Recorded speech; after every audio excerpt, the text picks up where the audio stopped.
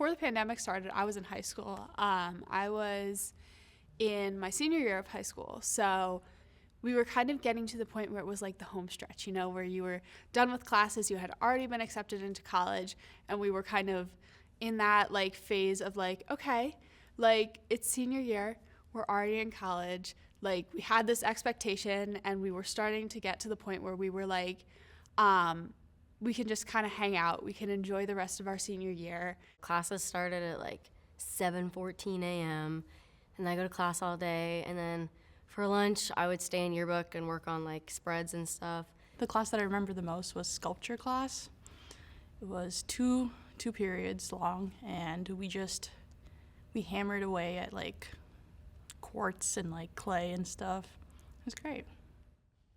I don't even remember half of them, honestly. There were some other courses that were definitely like, you know, okay, yeah, this is senior year of high school. I'm just trying to get through. You know, it's easy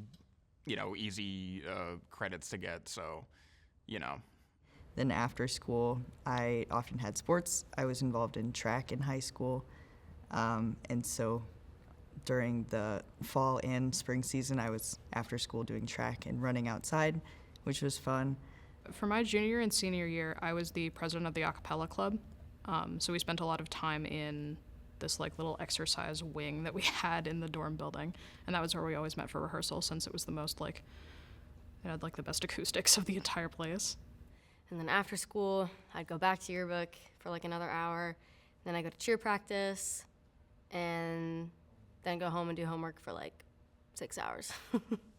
I would go to school, hang out with my friends, and then be like, bye guys, and then head home and vanish off the face of the earth until the next day. So that's most of what I remember pre-pandemic.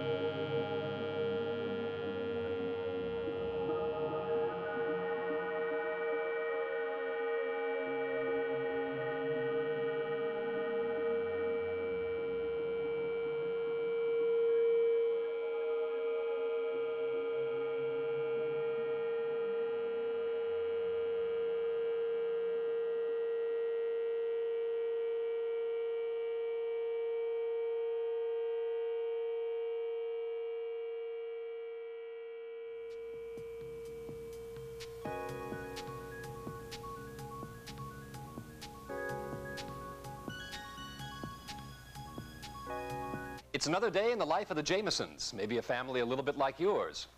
Except it's not really just another day. Today's the day I'm taking my family surfing around the world on the internet.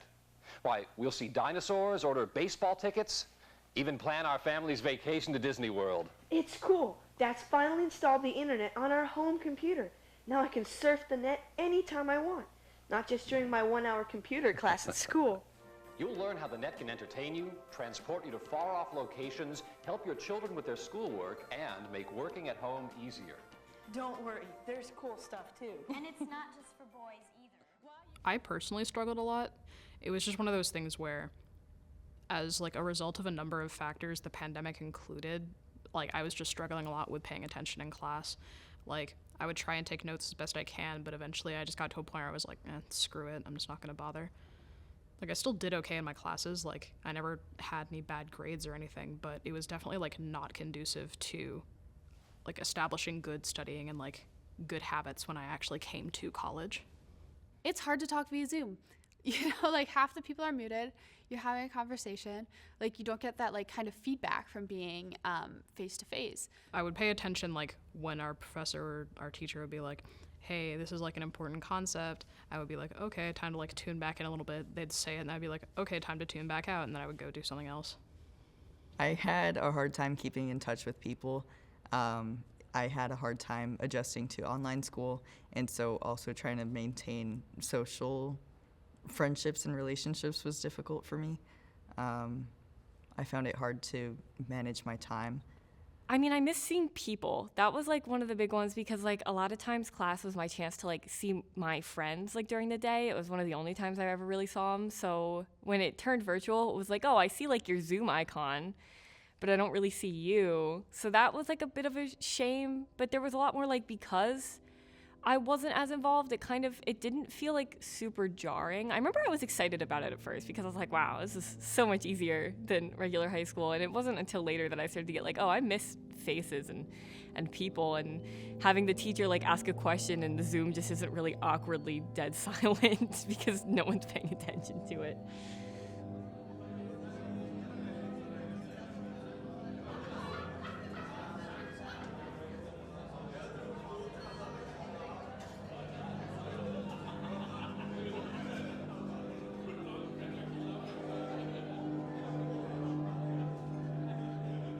When it comes to tradition, I care about it a lot. You know, my family does the same thing every year for Christmas. If it changes one year, I'm a wreck and I make a fuss about it. So it was really hard to have that expectation of the tradition of getting pictures together and going to this thing together. And it was something that everybody ever in the history of high school has done with their friends. You know, they leave the dance, they take pictures, everybody's posting at the same time, that same weekend. Your Instagram, you can't see anything but people in their prom dresses. And it was a weird change, you know, wanting to get those pictures with friends to keep forever, and I'll never have those pictures of, I know I have a picture of me and my friends before graduation, but it's not the same, you know, and I have no pictures of my prom dress, so it was a huge bummer to not have that sentimental, you know, piece of something to hold on to for my high school career. When you imagine prom, like you imagine like a big group, like just bustling, like everyone everywhere in everyone's space and just like everyone having fun. But the prom that they were kind of describing was kind of like 10 people in a room dancing, maybe, I think. I don't know if anybody went to those. You always see that narrative, like when I was a little kid, if you watched like a Disney show, if they had like a prom, that was a huge thing. I definitely think like it felt like a moment I was supposed to have. And then like post-pandemic, I see a lot of people post about it. Like you see all those TikToks where it's like the dresses I didn't get, blah, blah, blah. And it's like going through everything they tried on. And it all looks gorgeous. And I'm like, man, I didn't get to do that. And that's when I feel it because I'm like, oh, that sucks. I wish I got to like go find a pretty dress. Like that looks so fun.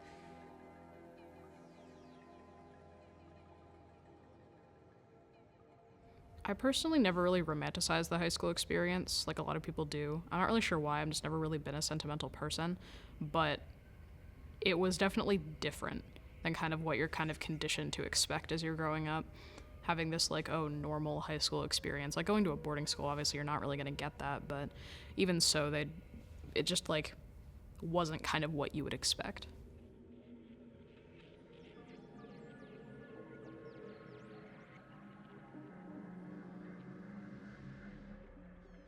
Yeah, my girlfriend, her graduation was YouTube. We sat on the couch together. She didn't even get her gown.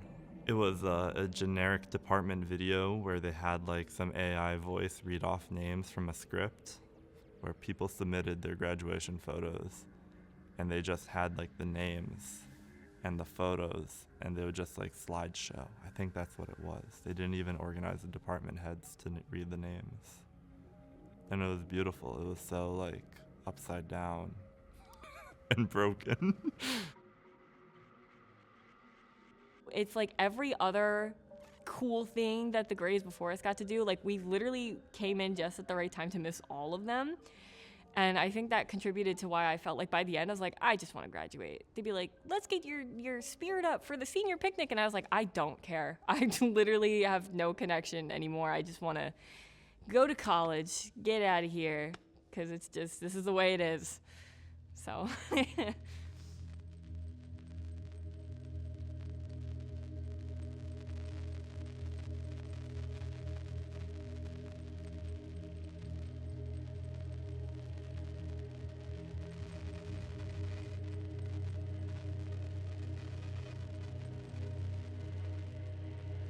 I feel like pre-pandemic, I would have preferred to talk to people online, just so that I could have that physical distance from them. But after COVID, I started to prefer talking to people in person, just to have more of that personal connection. Like humans need to have face-to-face contact. Something that I've been like doing kind of a bit of soul searching, I guess you could say, about has been like the nature of online communication as opposed to face-to-face communication, and how like our brains just aren't really wired to understand that, because it's something that humans have never had to deal with before, so we need to kind of wait for ourselves to catch up to it.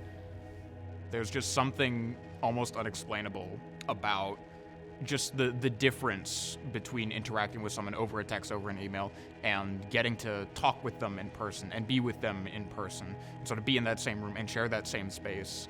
And you don't get that online. And I think that is an essential part of, quite frankly, human nature, honestly, to have that in-person experience.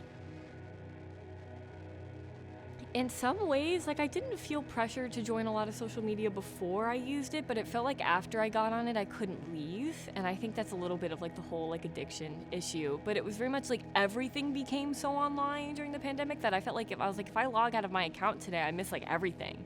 Like it's not just like with my friends, but it's like with the stuff I'm interested in, like world news, local news, like I miss everything if I don't stay hooked in, which very quickly got exhausting. Like I discovered that like within a year, I was like, wow, this is unbearable. And I kept with it because I'm stupid, but that was definitely, I became a lot more connected, which I think is almost funny to say because I was very chronically online before the pandemic hit, but it got even worse, like when I was locked in my home, because it was the only avenue out, really.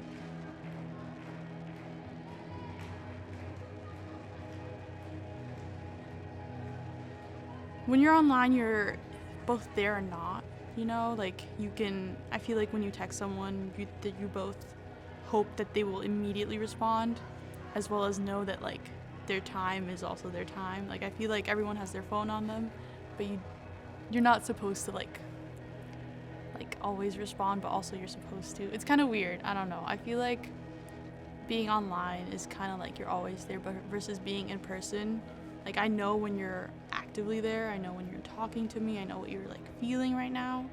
But online, I know nothing and I know everything. It's a weird like, what's in between hell and heaven? Purgatory. It's a weird purgatory.